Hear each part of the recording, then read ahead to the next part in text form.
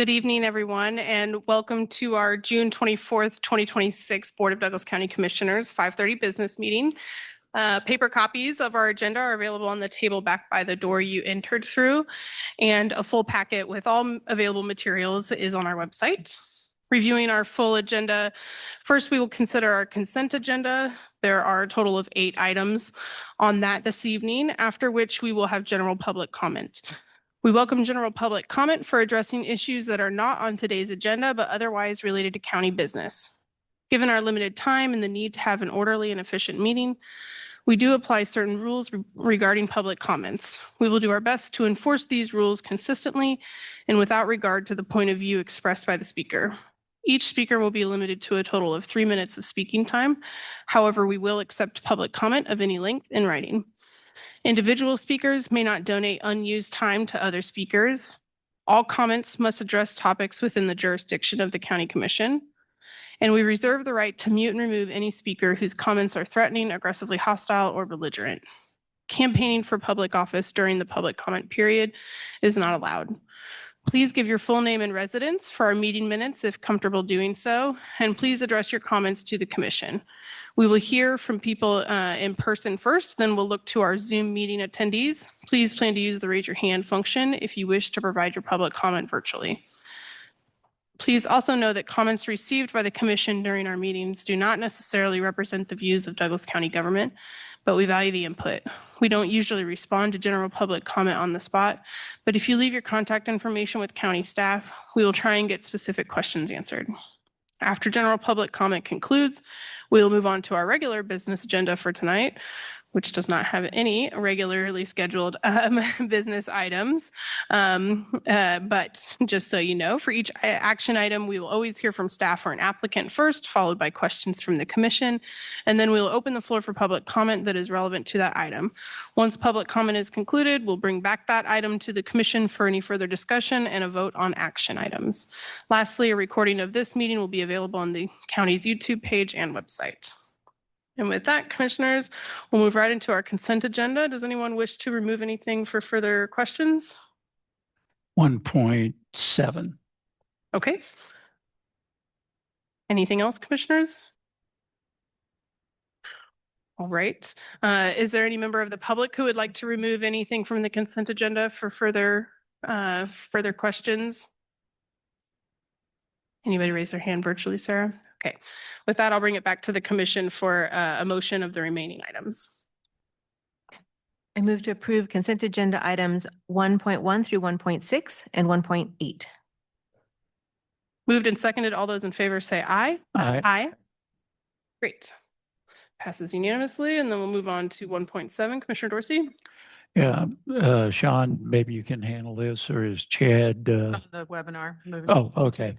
I just had a couple of questions about where the environmental study stands. Has that contract been issued, and do they have a pro forma date when it might be done by?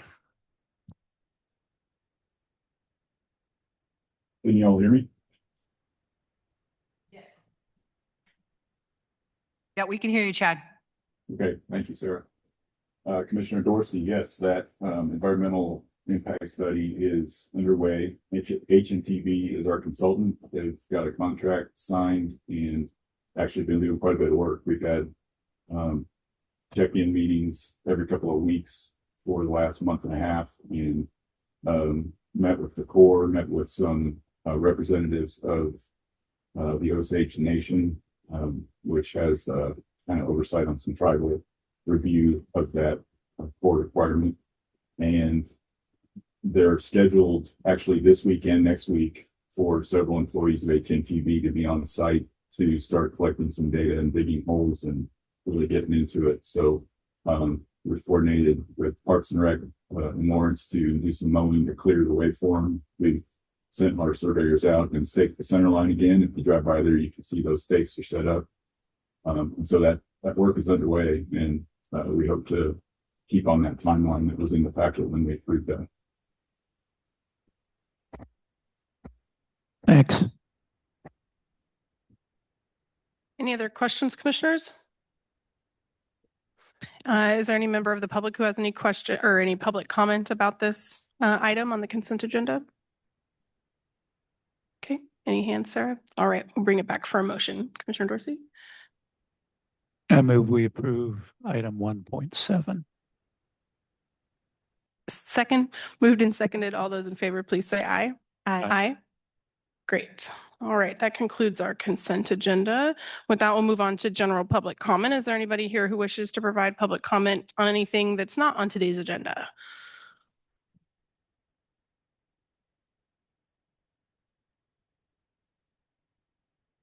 John M. 66049. Comment on the work session we had.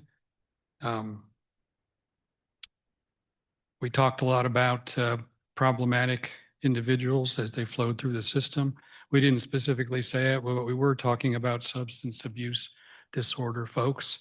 And in the county, there's some 154 souls that are in that category. The actual number would be higher if all of them were registered, but they're not all included. These are people that, as the work session said in its inimitable way, have complex behavior health needs who frequently cycle through jails, homeless shelters, emergency departments, and other crisis services. It's a very expensive cohort. Today, we talked about them as individuals, and I understand that. That's where the emotions are and the most visible need for help. We only had 20 to 25 people on the list that were being addressed out of that 154 plus souls. So that's not very many, and that leaves a lot out there.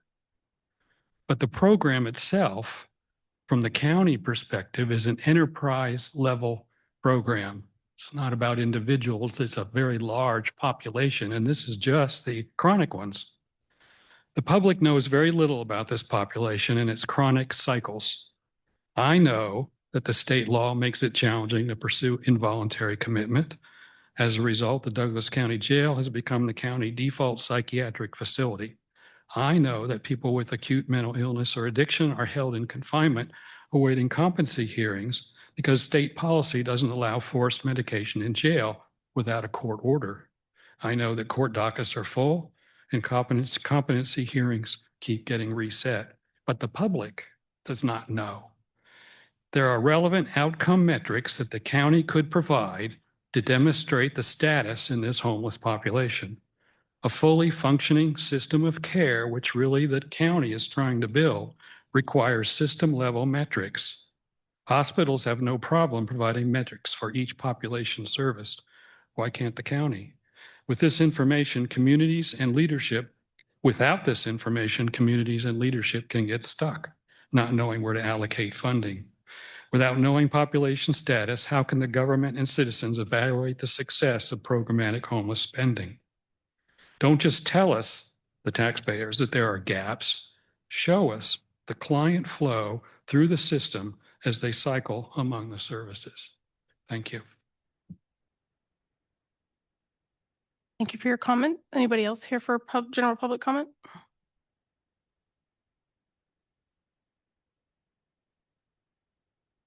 Got it looking over there.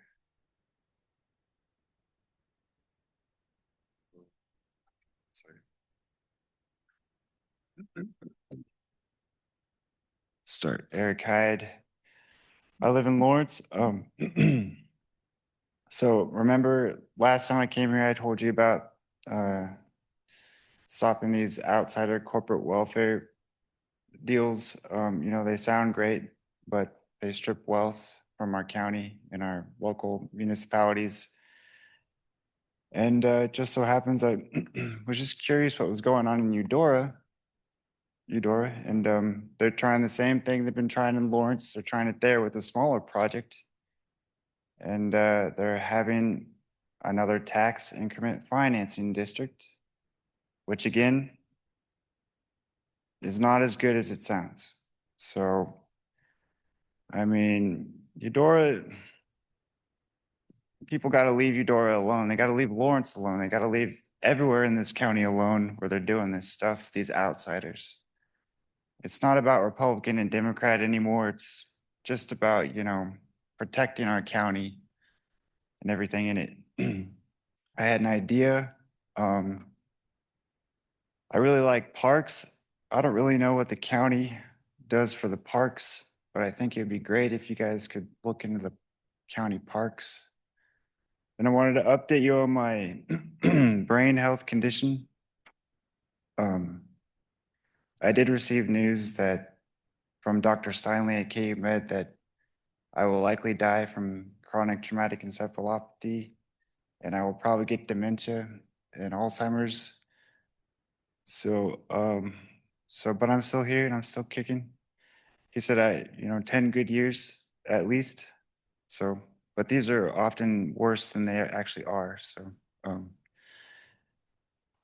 anyway, other good news, Bert Nash amended my records because I did a HIPAA amendment request and they finished it.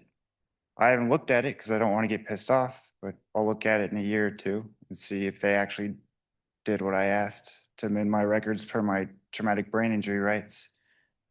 But that's about it. When I was there in Eudora, the city manager spoke well of you, Commissioner Dorsey. So just, try to protect our county from these people coming in and trying to buy it up.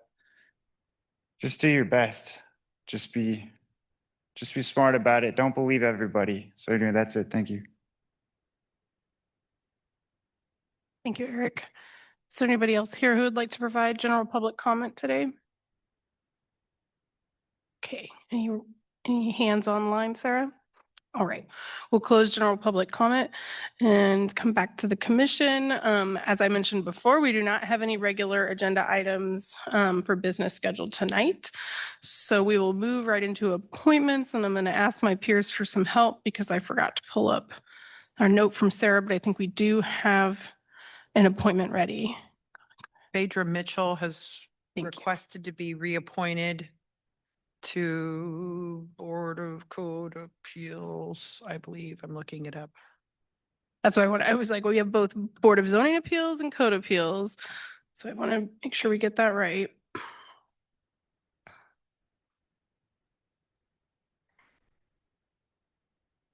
BZA. Thank Yeah. you, Commissioner Those two. Scully. So it's on the Thank you. BZA. Just quick on the tape. All right. Well, I'm happy to finally have something, an opportunity to reappoint there. So I'll make a motion to reappoint Phaedra Mitchell to the Board of Zoning Appeals. Second. Moved and seconded. All those in favor, please say aye. Aye. Aye. Aye. Great. Maybe Any- commissioners, while I have you on that, we've had some gaps in some appointees on BCA, so the Board of Code Appeals. And our current code says they cannot be appointed to more than 2 terms in a row, but if you take a break, you can be reappointed. Some of these, we have been unable to fill some of these terms, and we've been unable to find some people. We've had some people that have had some breaks in that service and are willing to serve again. I just wanted to put that context out. I'm going to send you their names and then you all can think about that. But we have been trying to get people. It's just, these are boards that meet pretty infrequently. It's only when there is an appeal that is needed. So it's not a heavy lift, but you want a particular type of expertise. They need to live in the unincorporated area. So I'll give you those names again, and then we can discuss if you want to appoint them. Got it. Thank you for walking us through that. Commissioners, any other appointments to talk about this week? Okay. With that, we'll move right into our Commissioner and Administrator Miscellaneous, and we'll start with Sarah's memo. Thanks, commissioners. My memo is attached. Just want to make sure to call commissioners' attention to the 2026 bridge inspection report is completed and is attached to the memo. So to help summarize the findings from 161 bridge inspections, Public Works has prepared a brief overview outlining priority recommendations for bridge maintenance and replacement. This is a good prelude or precede into our CIP, our capital improvement plan discussions. They're going to be coming to you in July. So wanted to call commissioners' attention to that. That's in the packet. Next week, July 1st, we will have our first budget hearing on consolidated Consolidated Fire District Number One's budget at 4. So that will be our first official budget hearing. And then we will be starting our budget hearings as a team starting on July 6th at 9 a.m. I believe we've gotten that schedule finalized, and I'll make sure that we get it noticed and published to the media as well. And that's all I have for you, commissioners, right now. I got a question. Yeah. Since that's in a work session, when will that come back to actually be approved? The Consolidated Fire District Number Yeah. One budget. You'll need to give us some direction on that, and then we'll have to set a revenue neutral rate notice for us before on the July 15th meeting. And then that will also be, their formal budget hearing will be August 24th when we do every 24th or 26th. That Wednesday. Whatever. Their official budget will be approved that night. Okay. In a separate motion than the county commission's budget. Thanks, Sarah. Commissioners, anything else for this evening? Yeah, I was wondering if you had gotten in touch with Dr. Redcorn. I have not yet. I've made another attempt through a mutual contact as of yesterday, but to no avail yet. I read a article in the KC Star last weekend or the weekend before where he said he couldn't comment without approval from Washington. No, understandable. I think, there's some more information to be gathered, but, and I'm scheduled to talk with Commissioner Finkeldye also. Anything else, commissioners, for this evening? I have two requests. My first request, and I'd mentioned this to Sarah, is around some clarity on commissioners and when, or definition on when it is appropriate or not appropriate for a commissioner to engage or drive a particular initiative.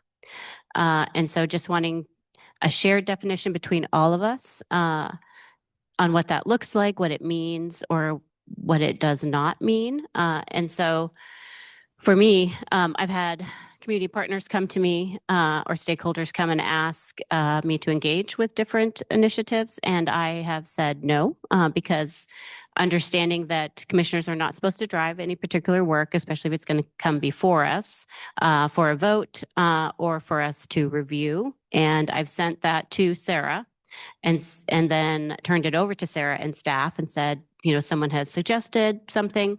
And I know that it takes a majority vote for anything for us to move on. And so I have then encouraged that particular community partner to engage with Sarah and staff.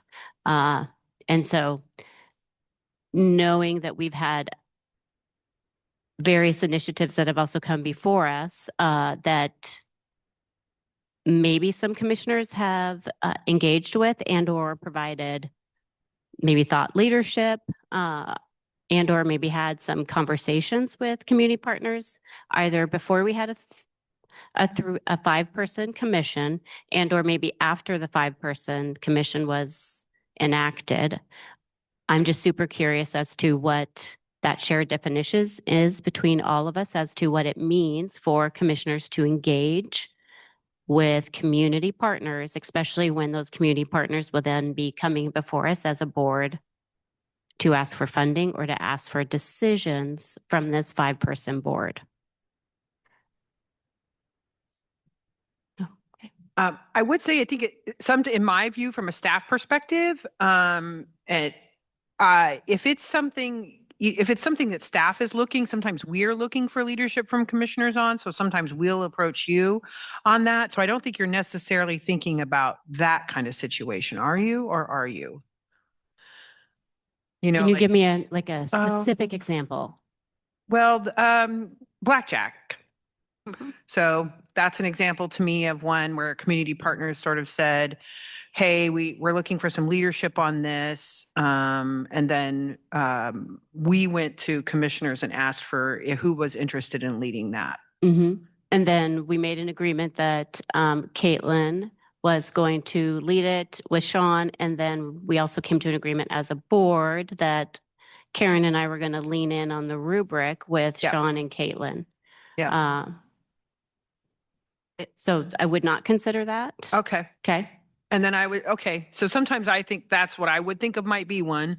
Another one I can think of is Commissioner Dorsey wanted us to do some research into whether or not we should be moved to the GAP accounting.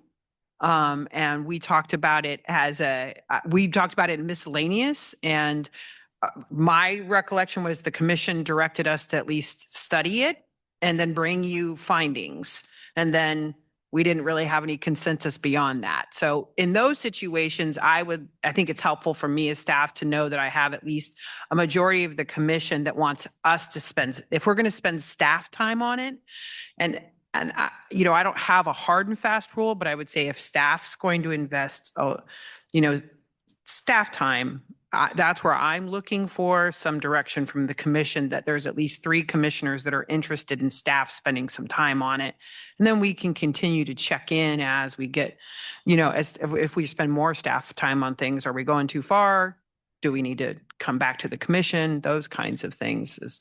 That's when I would like it to be discussed, like at miscellaneous, to determine if there's a desire amongst the majority for staff to assist the commissioner on it. But that might not also be what you're thinking. If you're thinking That, I would say that is definitely what I'm thinking. Okay, Yeah. great. So then, because that was an agreement, and then if Commissioner Dorsey supported with GAP, then that would absolutely be what I would be thinking. yeah, okay. Yeah. Okay. I guess if I can, it's okay if we Yeah. weigh in.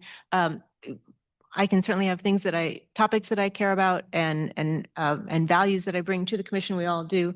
I'm also very cautious when partners come forward about something that say my vote only happens when we've heard from the community, we've heard from staff, we've heard from each other, because I intentionally stay open and curious through that entire process and don't make my vote until my vote is there. So sometimes we'll have partners that they really want to know you're going to vote for something. I'm like, that is not available to you until we've gone through the entire public process. And I think to me, that's a really important part of what we do here, because even, if staff had come back and, it's not necessarily that you would vote for GAP, depending on what information came back or what your colleagues thought, even though that's an area of interest. So that kind of thing, I feel like that's different than prejudging a vote. So that's my kind of bright line that I use with folks. And I tell that to the community a lot, and especially, partners that, I can still be curious. I can ask questions. I can be interested in knowing more about something, but the vote only happens up here after we've heard from everybody. My take anyway. My turn. Along that line, I think it's 3 weeks ago, we had a proposal to change our truancy model. That proposal failed. I voted against it. Since then, I've been wandering around town talking to many people in groups. I've almost. That will come back on our agenda. Are you sure you want to talk about it in miscellaneous, or do you want to wait and hold new thoughts? Well, let me finish to the my agenda? remarks, Okay. please. Thanks. I've almost bumped into Patrick, who's talked to some of the same people I have regarding that. And school starts in only another 2 months or so. So I think we need to get that solved. And I'm happy to work with any staff that wants to modestly revise the proposals. Perhaps it would pass next time. I'm hoping to bring it back to you soon. Just got one more little conversation I want to have, and I'm hoping to bring it back before the commission soon. Commissioner Anderson, I think I want to make sure, hopefully I'm hearing your question right and your line of thought. And my response to that is that I think it's when we're talking about elected officials' engagement with community partners, while we all act on action items and decision-making as a body, we are all also still independently elected officials that move differently, that perceive issues and things differently, that have different ways of working and gathering information and processing information and being responsive to community partner requests. So I think that it's a difficult request, and I mean, I would say it's a tall order for us to have what you called a shared definition of how we engage with community partners, because, well, I don't think that we can manage each other's behaviors in that way. I think that we can have healthy discussion about how each of us approach decision making. So, like Commissioner Willie, if I am engaging in conversations with direct community partners preceding an action item that, whether it's funding for them or a change in XYZ, whatever it is, that I am very clear that I don't have my mind made up yet. I am in a process of gathering information in order to make a decision.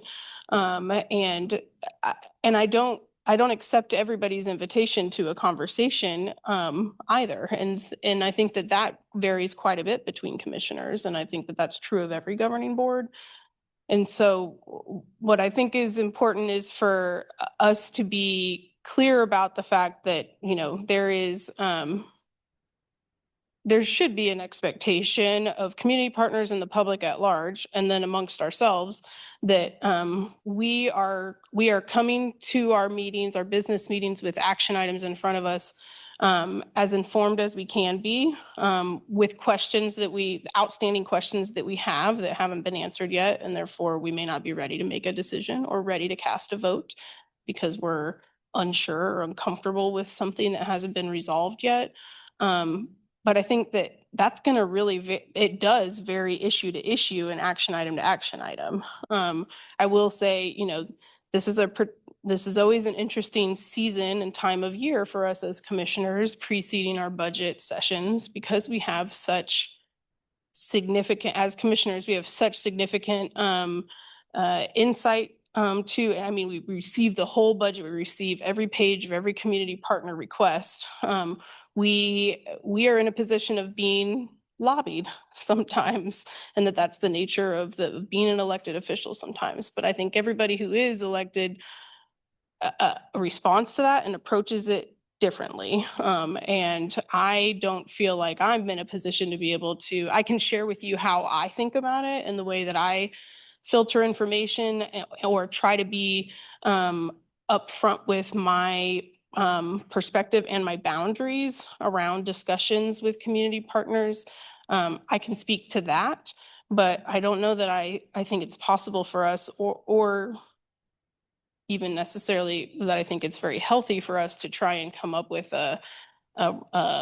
any sort of like blanket rules of how we engage, because we each have independent ability to do that differently. And then we have certain expectations of us about how we show up to the meetings to take action together and hear from one another about whatever questions we have that are outstanding and haven't been answered yet, or concerns that we have based on what we may have learned through conversations with staff, with community partners, and with constituents alike.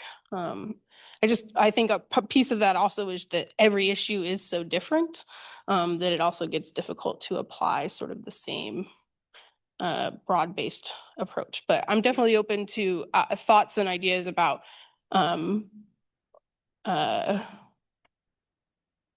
I hesitate to even say best practices, but I suppose I would invite and welcome any examples of concerns you have or risks that you are worried about, or maybe it's just that you're trying to sort of wrestle with your own approach and how you engage.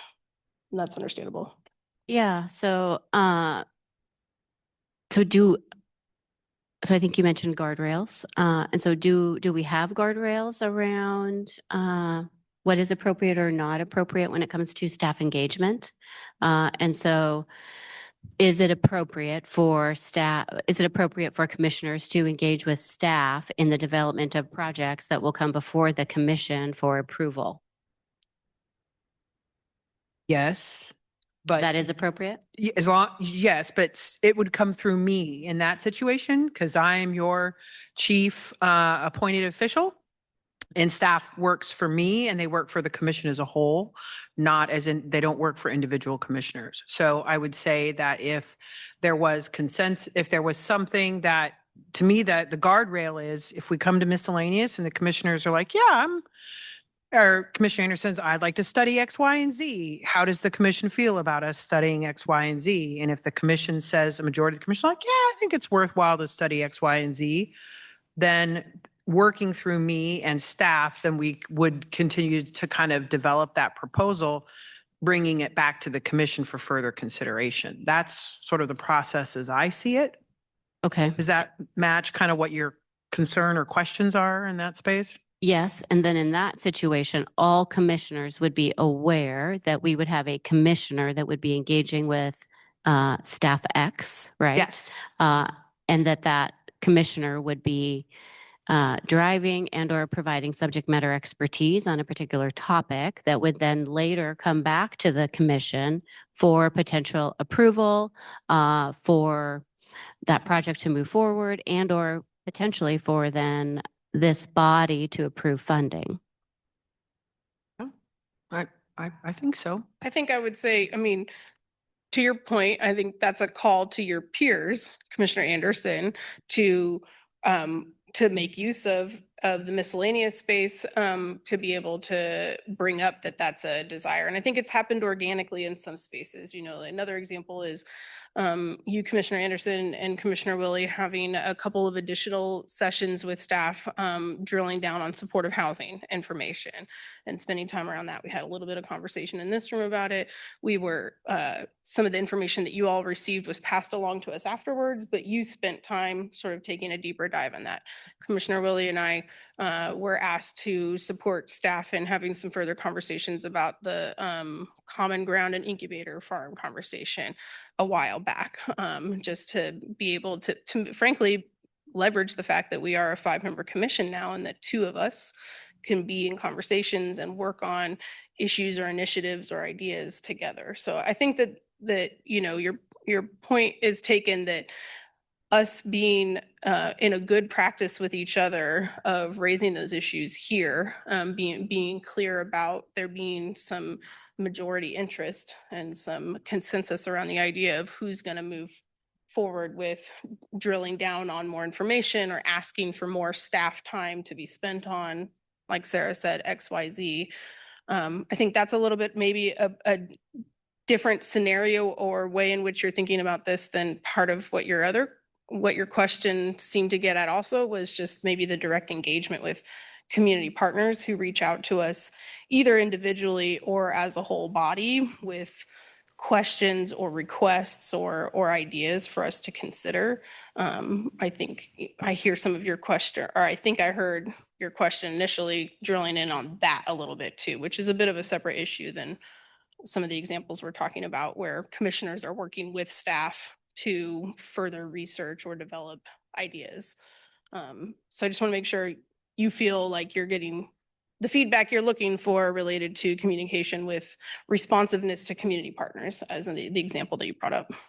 Yes, because I think it goes hand in hand, because oftentimes when you meet and or engage with community partners, it may lead towards an intervention. Because even the example that I gave around engagement with the food system led to an email where our food system partners asked if I would engage with a particular intervention, which would have led, in my opinion, to me driving a particular intervention, which would then have led to a request for funding, which then I said, cannot do, because in my opinion, it had the perception of me driving work, which would then have led to this body potentially voting on something, which would have required a majority vote. So I turned it back to Sarah and said, no go.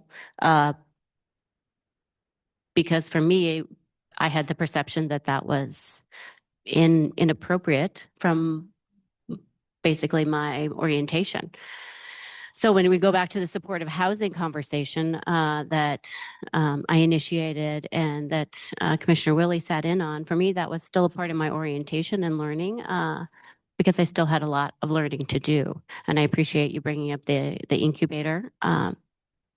because I wasn't aware of that learning opportunity that the two of you had. And so when we do have those learning opportunities, I think that we still have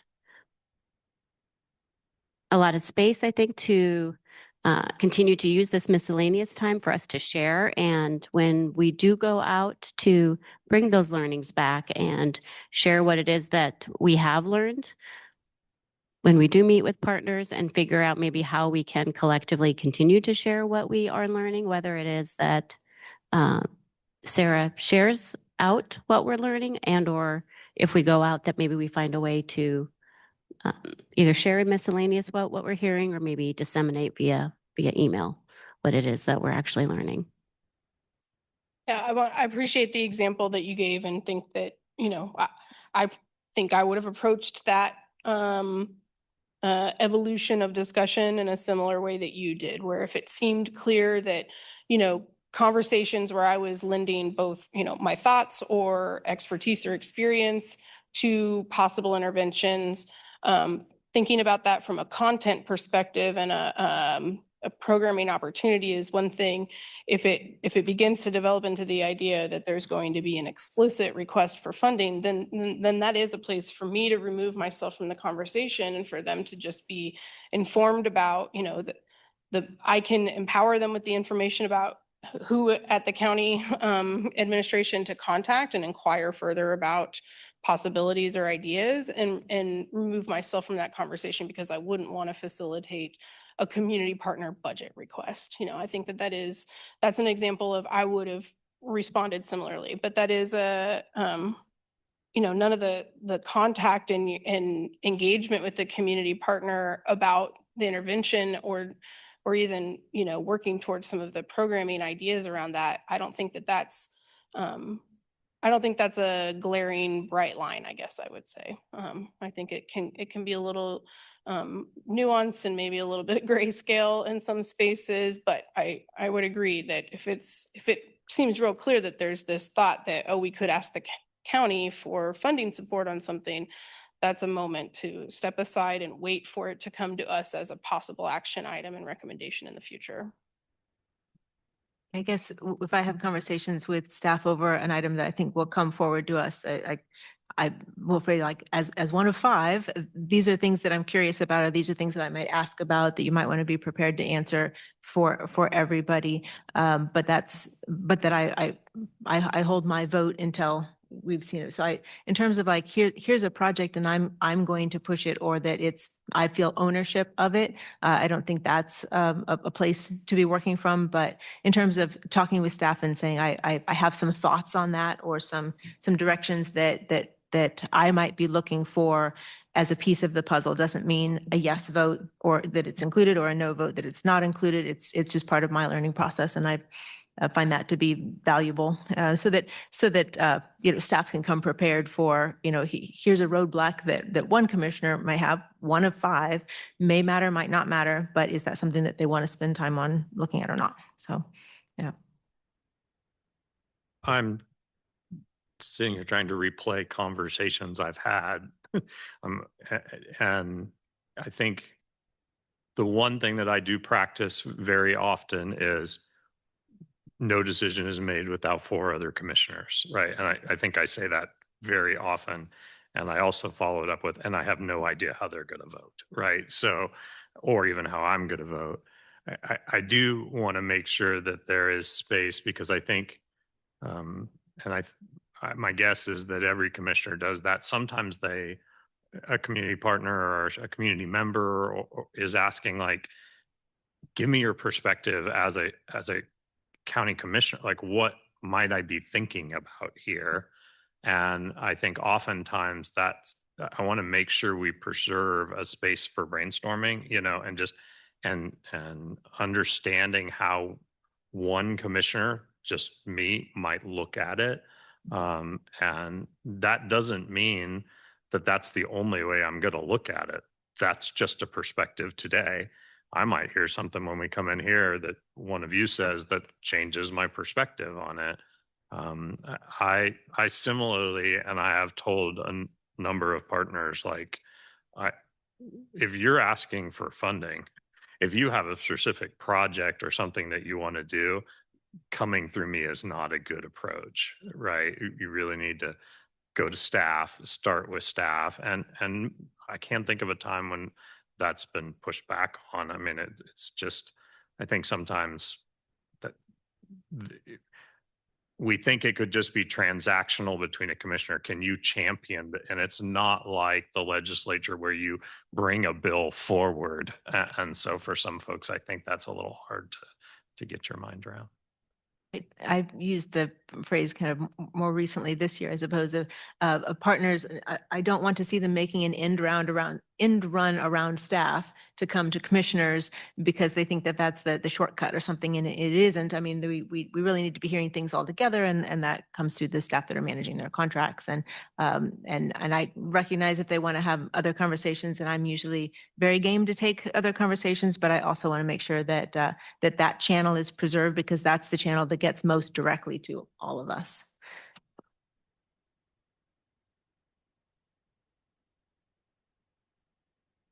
Well, thank you for the conversation. I really appreciate it. So the other conversation that I wanted to have, so as we think about partnerships and as we think about having conversations with community partners, and I've mentioned this before I think we've had the conversation up here, but I've also mentioned it to Sarah. And being that it is a part of our budget and we're moving towards budget, since budget is our strategic priority, or it's when we set our strategic priorities, I would really love for us to have a conversation around a place for everyone. Being that a place for everyone, the strategy around a place for everyone was really set with this 3-body commission, and we now do have a 5-body commission. And knowing that the strategy around a place for everyone was also set with the city of Lawrence, and the city of Lawrence has also had a leadership change too.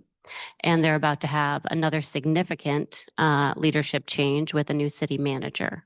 So I think there's really a great opportunity for us to revisit a place for everyone, being that we're also getting a little bit closer to our milestone date, and knowing that the city of Lawrence has also made some significant comments, I'll say, about their budget and maybe potential changes to their budget that they may or may not make in the near future.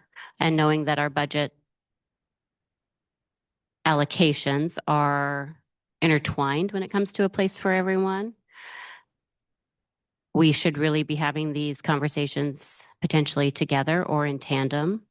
And so I really want us to think about how we are funding a place for everyone and all those initiatives within that bucket. And I think everybody knows that I love to dig into the details and craft papers and narratives around our work. And so I have I've written a paper around a place for everyone that I would love to circulate to this commission around the work. And so I do plan to send it out to the 5 of us so that we can take a look at it, and it has some suggestions in there around how we can improve the work that we're doing, how we can set some rigor around it and some standards, and how we can ideally partner better with some of the partners that we are currently partnering with, and maybe just take the strategy to the next level as we take a look at our budget for as we take a look at our budget conversation in 2026 for 2027, knowing that we have a 5-person commission now, we have a different City of Lawrence commission, and the City of Lawrence is also looking at having a new city manager. I guess I have a question that goes back to the first point we were talking about. That feels like a very significant drive to a conversation that's going to have budget implications by one commissioner. To me, I would feel uncomfortable with that level of engagement beyond my peers, including the City of Lawrence peers. So I'm just kind of sharing that as if those two conversations are linked, that feels like significantly more input than I've had on a topic. But that's, like I said, we each approach things differently, and that's one that would make me kind of give it some more thought. Okay, that's why I want to have the conversation. terms of timing, I mean, budget is, I'm pretty much done. So to try to get something before the commission, and what I really hear is that you're looking for some sort of reaffirmation of the joint city-county support for A Place for Everyone? Is that? Knowing that as I understand it, since the county does not have a separate strategic plan, our budget itself is the strategic priority or the strategic plan? I use it, I say our budget funds our strategic priorities. Yes. Okay, so then as we move through budget, all of the partners that are in A Place for Everyone become our strategy for A Place for Everyone. Would I be correct in making that assumption? But it's even more than that, you know, and I'd say, you know, obviously the city of Lawrence funds a number of initiatives related to A Place for Everyone. There's also partnerships that don't require any dollars inside A Place for Everyone.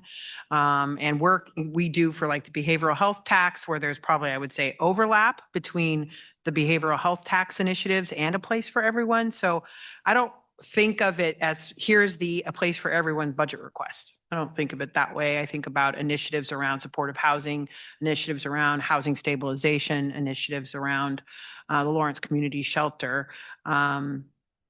That's how I think of it more, but I don't know that I can get you a full update on or like a review of A Place for Everyone done before budget hearings, which start in 2 weeks. And I'm not asking for a review, because I think we have had a review of Yeah, A Place for okay, Everyone. So I'm yeah. not asking for a review of A Place for Everyone, but I Okay. am asking for the city of Lawrence to be at the table, knowing that they've made comments about making adjustments to their budget Okay. and their allocations for A Place for Everyone. And so if we are moving into a budget season or a budget session in regards to who we are going to fund, and they're already considering stepping aside from their partnership,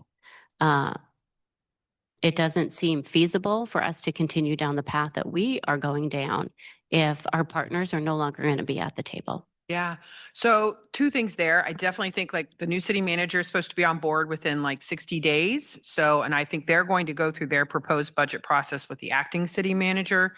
So I do think these would be great conversations for us to maybe have slightly post budget, but obviously this is a multi-year initiative. Also, inside A Place for Everyone, we really have lanes. There are things the city funds that we don't fund that much, and there are things that we fund that the city doesn't fund very much. So I would say they may make reductions on their side of the fence that may not impact us or our direct budget. Now, it might lead to a hole in the community or a gap in the community that needs to get filled. But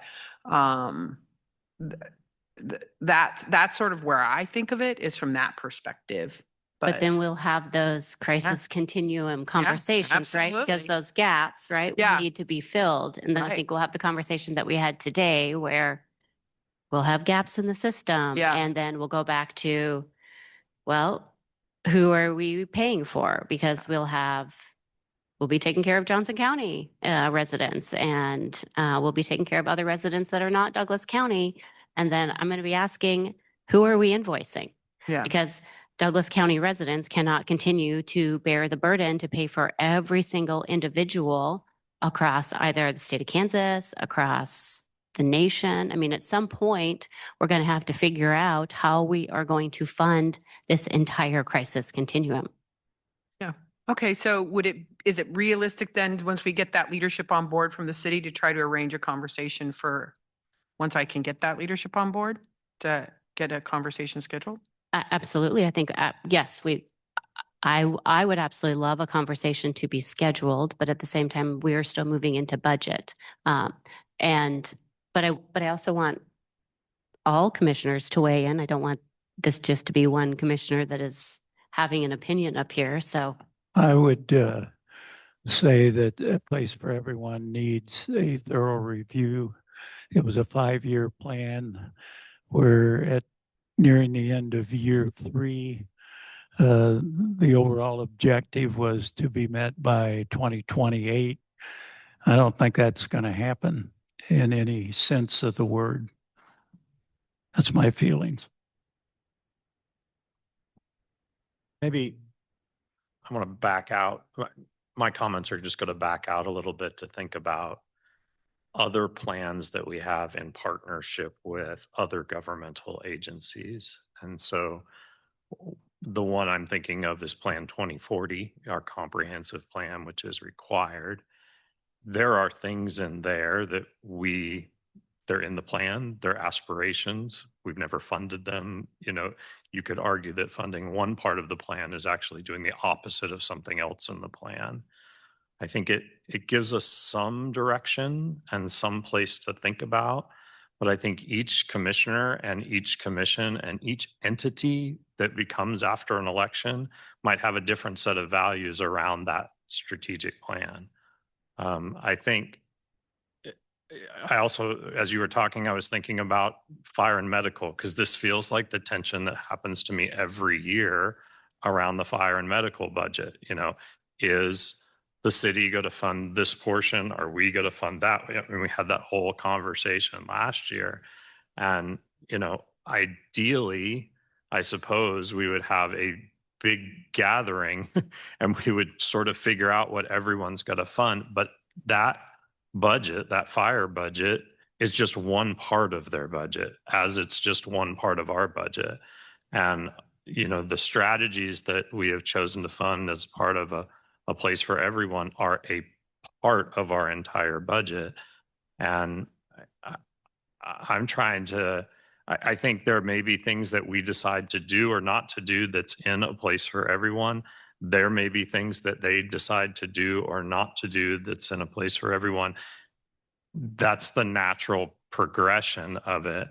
I think that the experience that I had of a place for everyone was not two commissioners sitting down and sort of going through it. It was a very broad process that involved lots of public input and discussion and meeting with community partners and that whole thing.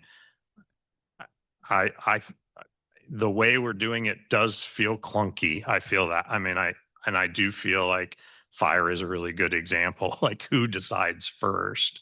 But I do think that's been my experience with strategic plans, and that every plan that we create, you know, they change the off years that we have elections. So if we wanted to revisit every time they had someone new, we'd be revisiting the plan every single year. And I'm just not sure,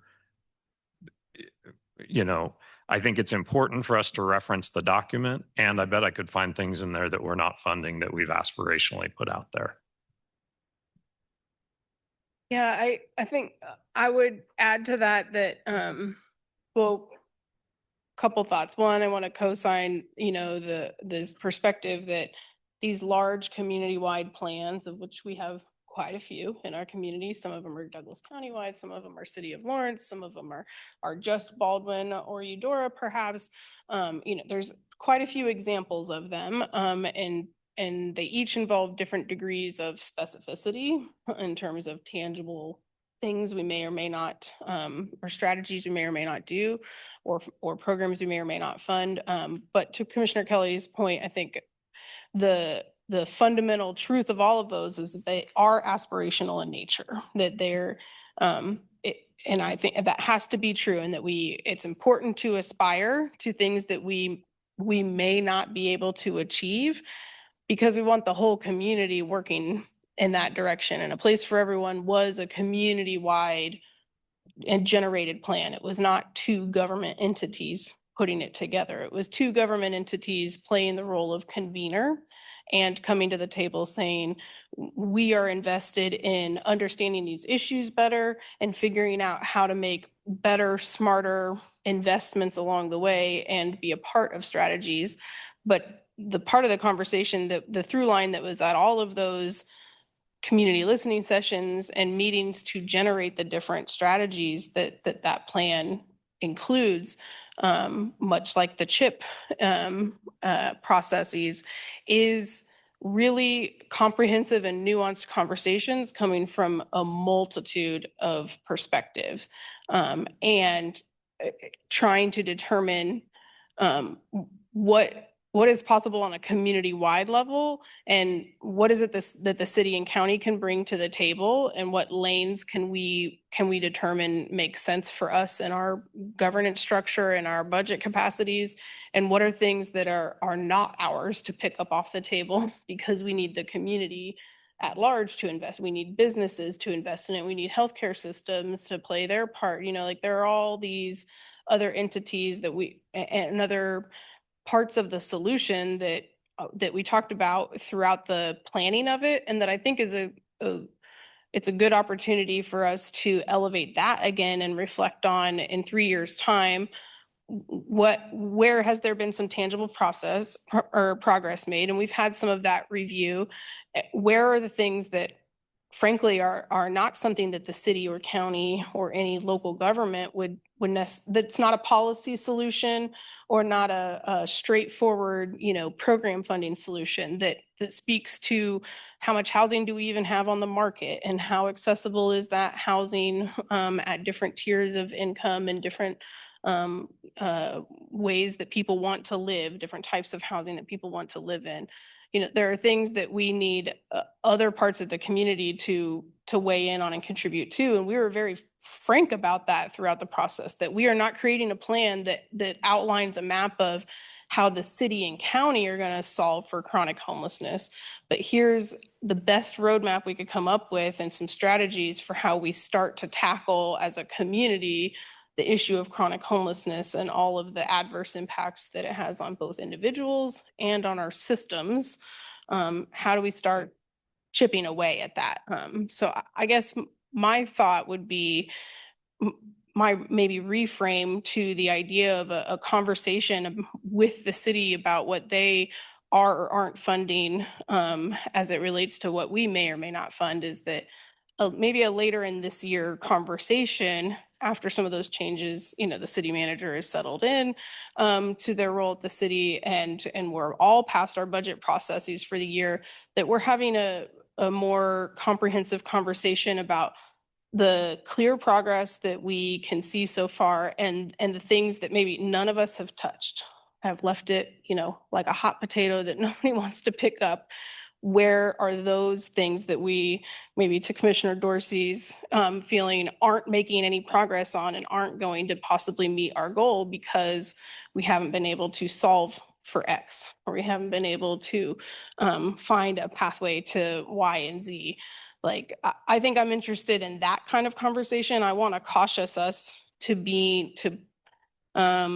creating like this sense of conditional programming or funding that the county might support in our strategies for the community at large, based on what another governing entity is willing to, or plans to, or might maybe vote to fund or vote to eliminate. I think that's it's a slippery slope I'm not very interested in, frankly. I think, to Commissioner Kelly's point, the LDCFM budget is a space where we have to swim in that. We have co-governance. It is an explicit agreement, right? And a complex situation that we have created for ourselves in order to provide really good and efficient services to our community, but requires us to sort of muck through this budget tension that directly impacts one another. I don't see that same issue with A Place for Everyone, because the strategies in A Place for Everyone, just like strategies in the Community Health Improvement Plan and in crisis intervention care, like they're represented through all kinds of funding agreements and all kinds of buckets of dollars that we invest in the community partners. And to Sarah's point earlier, many of them are overlapping strategies. So our investment in one community partner might be helping address issues, touching issues that are spelled out in A Place for Everyone, some CHIP priorities, et cetera, et cetera. So I think that it can get difficult to always, I guess, draw the line from one dot to another dot without there being a lot of other dots that are connected or that are overlapping there too. So I guess I'm just interested in, if we're going to have a collective conversation, I want it to not be, how is the city and county either making good on that on that strategy and, what are we succeeding at versus what are we failing at? I'm less interested in that conversation than I am, where are some things in this plan that either we could see some potential for adjustment or that all of us have been avoiding picking up and we haven't gotten any community engagement in a way that would make some meaningful progress on that strategy, as an example. I'm interested in us having a larger community conversation about it because it is a larger community plan. And that the city and county has been heavily invested in, and I believe will continue to be, even if budget constraints require some adjustments, to the negative at times. That there's an inevitability to that sometimes that's unavoidable, that we can't impact or influence. But what are we doing to talk to the community at large about how and where they're showing up to invest in the issue at large and the possible solutions that exist?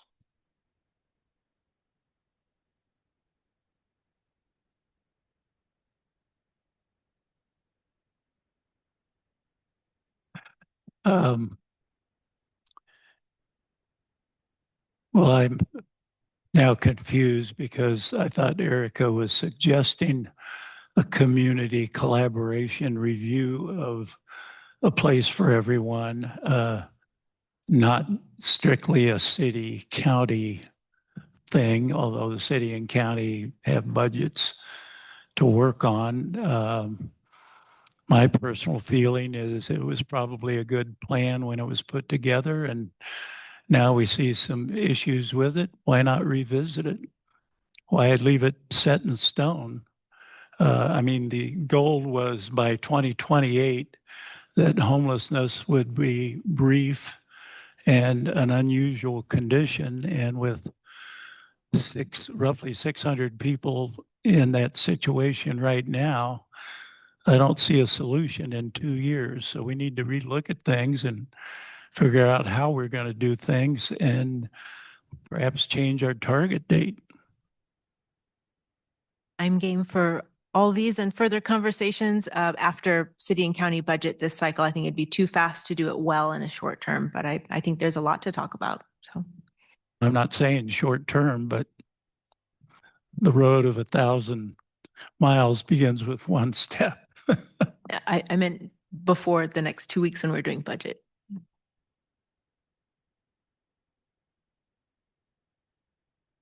Well, I appreciate the willingness to consider having the conversation. And so we are just weeks away from budget, and knowing that we do have a new city manager coming to Lawrence, if we are willing to have the conversation after budget, I hope that we're willing to have the conversation after budget, a community conversation with our community partners after budget around a place for everyone, and figure out maybe what that next plan looks like, or the next iteration of the plan, so that we can truly stabilize our community. Because that's really what I'm looking for, is I'm looking for how do we stabilize the population that we're serving, and truly support them and support our community partners, all of our community partners that are supporting the populations that we're serving, so that we can truly get to a point where we can stand them up and they can feel supported. And some of the things that Ryan talked about today, right? That we have so many individuals that don't know where to go, and whether they're leaving LMH, they're leaving the emergency department, or they're leaving the TRC, and individuals don't know where to go. They don't have that next step. They don't have a caregiver. So our plan needs to figure out what that next step is. And it does not solve for that. Yeah, maybe it would be just trying to think how we continue to look at. I hear what you're saying, Commissioner Dorsey, about it being set in stone. I never thought it was set in stone. So if that's the perception out there, I think that's something we got to figure out. Like, what is, you know, in a comprehensive plan, if someone has a change they want to bring forward, there's a process for bringing a change forward. I think what I hear you asking, Commissioner Anderson, and I may be wrong, is how do we bring a change forward to a plan for everyone? You know, what does that look like? Does that mean, because having been on the group that did Plan 2040, that was years of work, right? And so maybe it's not looking at the whole, maybe it's looking at a piece of the plan that we want to have a community conversation about. And that, you know, that might happen through either our budget discussions, or we're seeing a piece of the plan that we don't think, or maybe Commissioner Dorsey is saying, I don't think we're going to get there. We better change our numbers. You know, what I would be interested in having staff sort of look at, you know, what is the review process for that plan? How might we do that? And also, what would that entail? Who's that involving? Because I hear you when you're saying it needs to involve lots of community members and lots of community partners. But my recollection is it wasn't a 1 month I mean, that was years in the making to get to where it was. So how do we honor what happened there and continue to strengthen the plan going forward in a way that continually reviews it? I think one of the values of these plans is that they were not created by, you know, necessarily the current governing body, but they're created by the community for a longer vision. And it matters to me that the voices that spoke into that are members of our community, and that matters. And I want to value it. I don't want to reinvent the wheel every time somebody is in this seat. And so that means honoring some of the work happened from commissioners that, you know, that predated me in my position and others. And I think that continuity is really important for our community. We can't just whiplash every time we have an election, which is every single year between cities and county government. So, but we need to be responsive and be fluid. So I think there's a process, but I just want to be really cautious that we're that I'm not interested in throwing everything out and starting over on a regular basis. But we can continue to learn and lean in. So, sorry, finding a middle ground.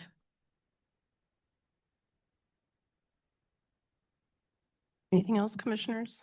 Yeah.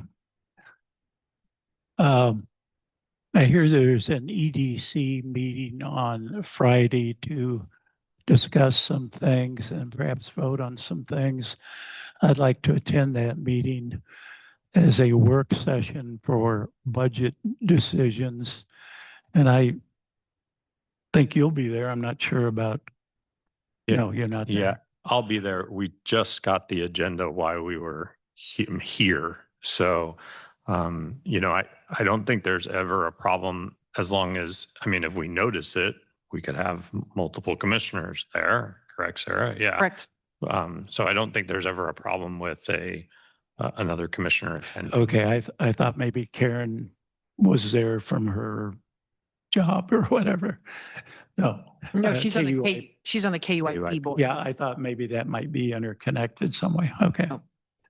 But technically, as a county, we only have one vote on the EDC. Oh, I'm not looking for a vote. Just checking, just clarifying for the I'm public. just looking for my ears to Got get it. exercised. Yep, great. 9 o'clock at Peasley. Anything else for the good of the order, commissioners? Just to thank you to our scouting folks who joined us. So the miscellaneous portion is not usually this long, but thanks for sticking with us. Surprise. All right, with that, we are adjourned. Have a good night, everybody.